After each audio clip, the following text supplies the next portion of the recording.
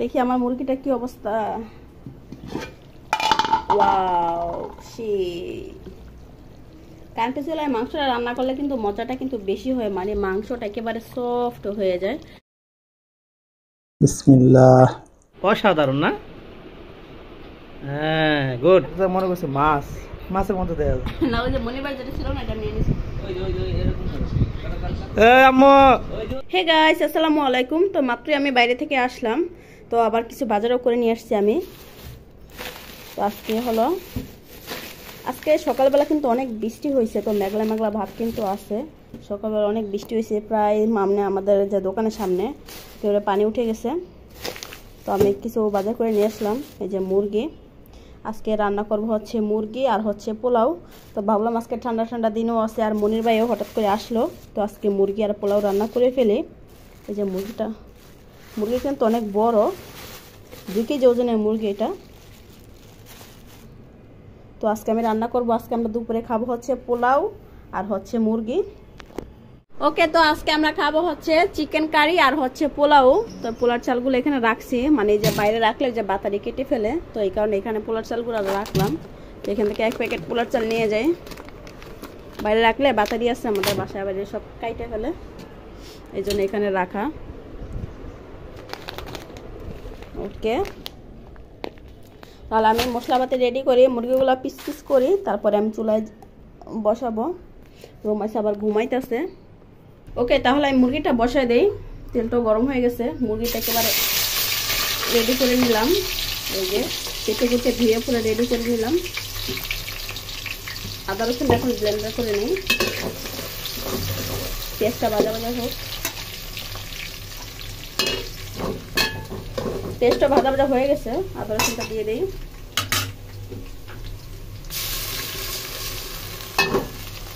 ওকে,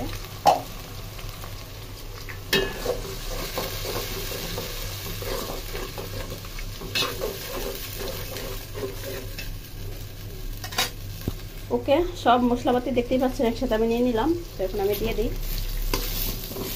লেগে গেছে।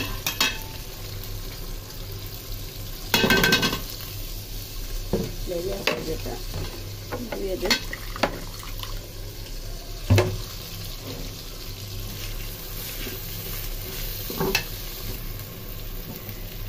মশলা পানিটা একটু দিয়ে দিই।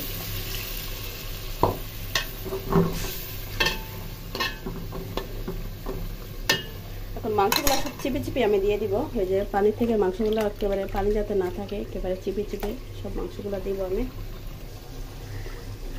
মাংসগুলো কিন্তু অনেক বড় সাইজ করছি, মানে বড় বড় সাইজ।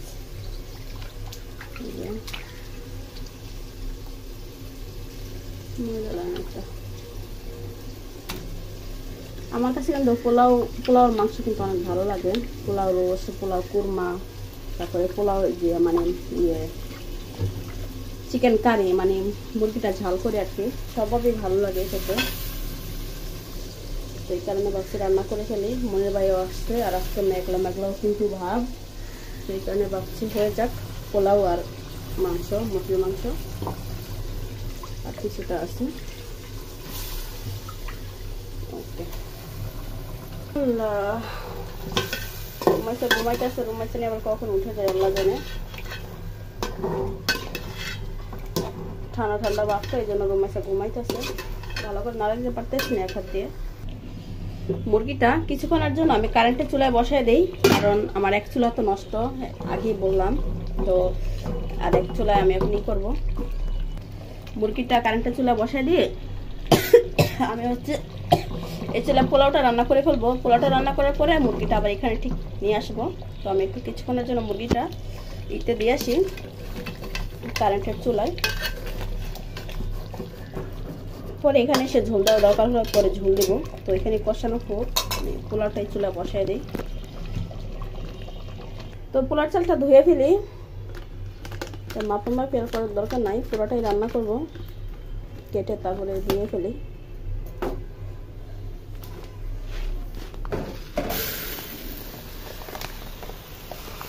এই পোলার চালটা কিন্তু অনেক ভালো, মানে খেয়ে খুব মজা পাই পুরা পোলার চালটা। ওকে, ফেলি।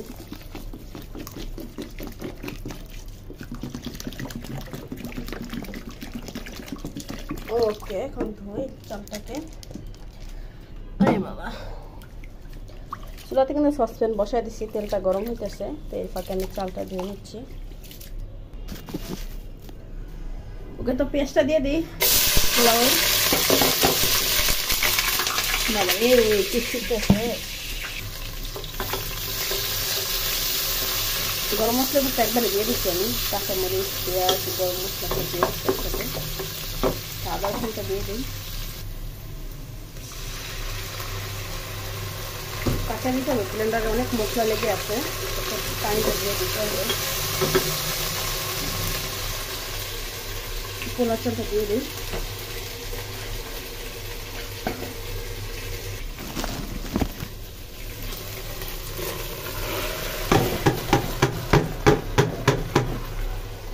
পোলাও চালে কিন্তু গরম পানি প্যাকেট করছি। আল্লাহ,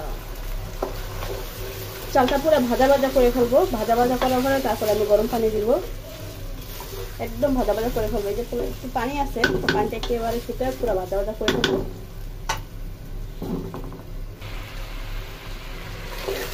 আমি মনে ভাই আসছি কিন্তু একেবারে হঠাৎ। মনে ভাই বললে তো আপনারা সবাই চিনবেন না, মানে এটা আমার বোন জামাই দুলাভাই। তো হঠাৎ করেই আসছে, ওনার বোন হচ্ছে অসুস্থ, হাতের সমস্যা, মানে ডাক্তার দেখাইতে আসছে হঠাৎই।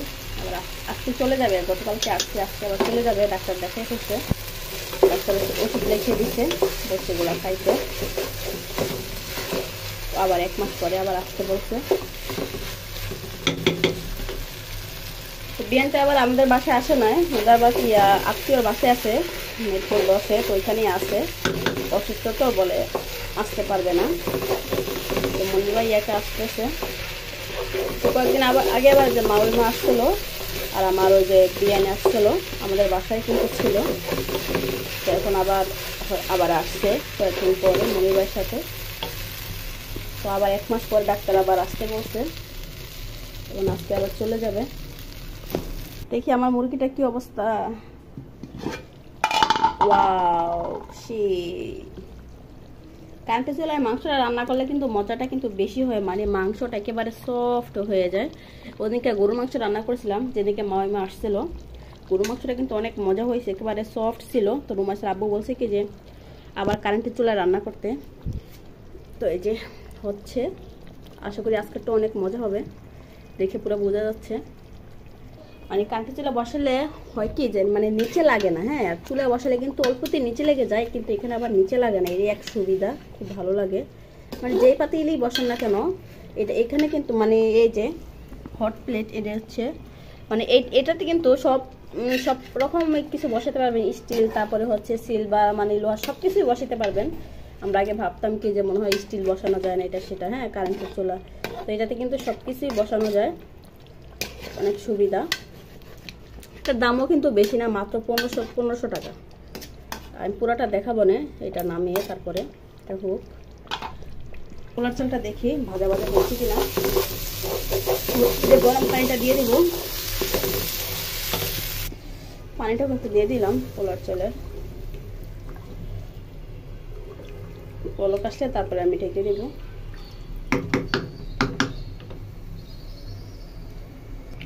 পোলাওটা দেখি কি অবস্থা। আরে বাবা, অনেক জোরে জোরে পাক করতেছে। বলক বলক, পাক না, আমি বলকই বলি। আমাদের শ্বশুরবাড়ির আঞ্চলিক ভাষা হচ্ছে পাক, এই কারণে আমি পাকই মাঝে মধ্যে বলে ফেলি। আগুনটা কমাই দিই, কমে একটা ঢাকনাটা ডেকে রাখি যাতে নরম না হয়। মুরগিটা কিন্তু চুলায় নিয়ে আসলাম, আর পোলাওটা হচ্ছে ওই কারেন্টের চুলায় বসে দিলাম, কারণ পোলাওটা হয়ে গেছে, একেবারে অল্প আছে রাখা দরকার। আমি একেবারে এই জন্য কারেন্ট চুলায় রেখে দিছি। তো মাংসটা দেখে মনে হচ্ছে যার কোনো পানি টানি দেওয়া লাগবে না, মাংসটা এমনিতে সিদ্ধ হয়ে গেছে। তো আজকে আর কোনো ঝোলের পানি টানি দিব না, বসানো থেকেই কিন্তু আজকে আমার মাংসটা সিদ্ধ হয়ে গেছে। তো যে কারেন্টের চুলায় বসানোতে এই কারণে তো ভালোই হয়েছে। তো জিরা গুঁড়া দেই, আগেও কিন্তু দিছি, এখন একটু দেই। তারপরে কিছুক্ষণ পরেই আমি নামিয়ে ফেলবো জিরা গুঁড়োটা দিয়ে। মাংসটা যেহেতু সিদ্ধ হয়ে গেছে, আর পানি দেওয়ার দরকার নাই। তো আমার পোলাওটা কিন্তু হয়ে গেছে। আমার মুরগিটাও কিন্তু হয়ে গেছে। তো রান্নাবান্না আমার শেষ, পোলাও মাংস রান্নাবান্না শেষ। এখন রুমাইসার আব্বুরে ফোন দেই, আর মনির ভাই মনে আমাদের দোকানেই আছে, তো ফোন দেই, তারপরে আসলে আমরা সবাই খাওয়া দাওয়া করবো। তাহলে দেখা হচ্ছে খাওয়ার টেবিলে। ওকে, আল্লাহ হাফেজ, বাই, সবাই ভালো থাকবেন। আসলেই উড়াদুরা খাওয়া শুরু হয়ে যাবে। মাংসটা অনেক ভালোভাবে কিন্তু সিদ্ধ হয়েছে, মানে একেবারে মানে কোনো পানি দেরি, মানে কষানো অবস্থাতেই কিন্তু এই যে এরকম ঝোল আছে। কষানো মানে মাংস থেকে যে পানিটা বের হয় সেই পানিটাই কিন্তু এটা। আমি কিন্তু এক্সট্রা কোনো পানি দিই নাই। সবসময় মাংস কষায় কিন্তু আমি হচ্ছে ঝোলে পানি দিই, আজকে কিন্তু কোনো পানি টানি দিই নাই। কারেন্টে চুলে বসালে কিন্তু এরকম আস্তে আস্তে সিদ্ধ হয়ে যায়, পানি আর কোনো প্রয়োজন পড়ে না। ওকে, তাহলে দেখা হচ্ছে খাওয়ার টেবিলে।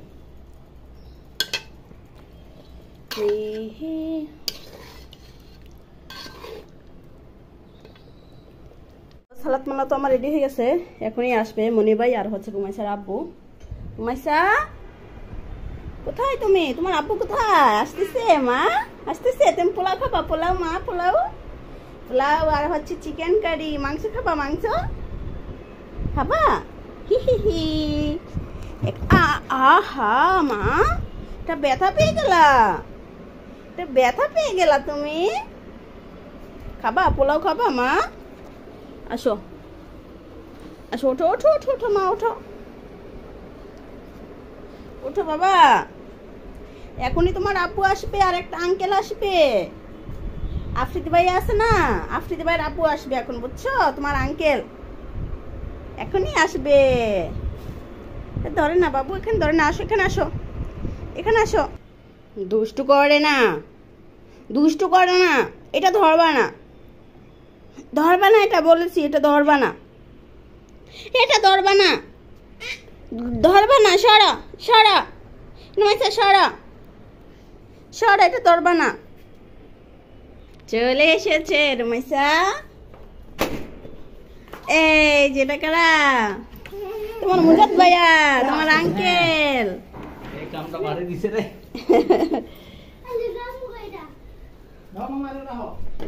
মেহমান চলে এসেছে। কি আনছো? আমরা বাড়িতে আছে, বাইরে থেকে আমাদের গাছ নাকি আছে? আমাদের গাছ আছে আমগো। হ্যাঁ, 5টা গাছ। কোন দিক দিয়ে? এটা হলো ঘরের সামনে, দুই পাশে 2টা, ওই 2টা অনেক আমরা গাছ। ঘর না কাছে বিক্রি করে হলো।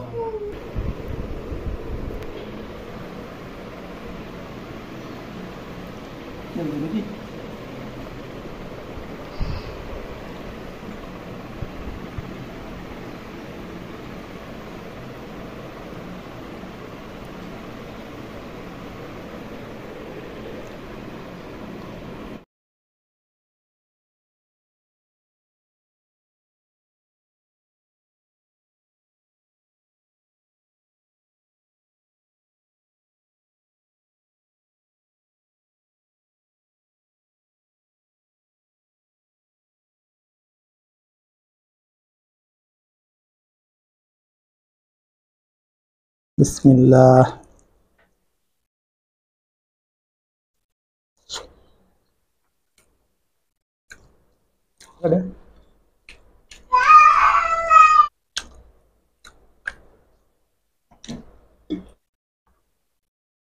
ঠিক আছে, আমাদের রান্না বান্না অলরেডি শেষ, তাই না?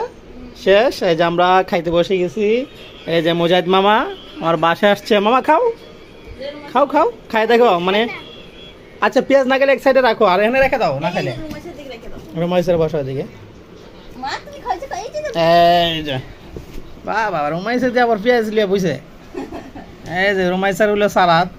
হ্যাঁ, এই যে 3 সালাদ। আম্মু খাইতে পারবা তুমি? হ্যাঁ, আরে আগে দিয়ে পেঁয়াজে ধরছে। খাও তুমি, এই রাইস খাও, এটা খাও। ঠিক আছে মামা,